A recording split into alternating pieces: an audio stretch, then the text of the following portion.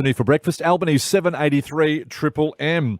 Great to catch up with HR expert Jonathon Woolfrey. Good morning, Jonathon. Good morning, Anthony. Well, it's winter time. It can be a bit of a drain on our energy and enthusiasm, particularly for work.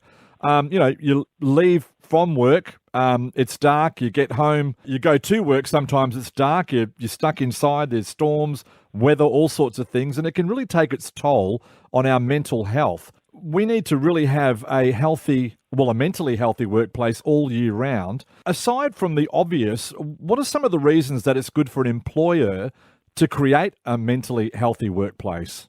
Yeah, it's a good issue to bring up. I think it's great to see in the last 5-10 years that we really start to understand the importance of a mentally healthy workplace, not just physically healthy. And there's research backs that up. So, a not too distant report by PricewaterhouseCoopers highlight that employers can expect a return of $2.3 for every dollar they spend on mental health activities in the workplace.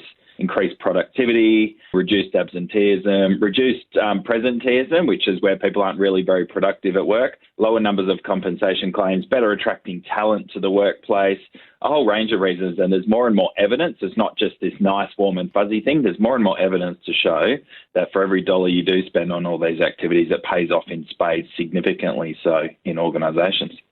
Okay, what are some of the things that help create a mentally healthy workplace?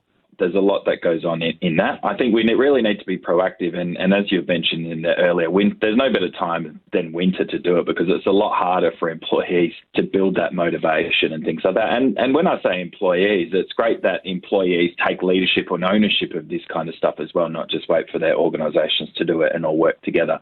So to get to your question and answer that, I think firstly I'd say to go about it, putting together a plan. Working with your staff, depending on what kind of your organisation you've got and what type of work that you do, working with the staff to develop a plan what works for them. If they're a younger workforce that are used to being physically active, designing things that meet their needs around that might be good.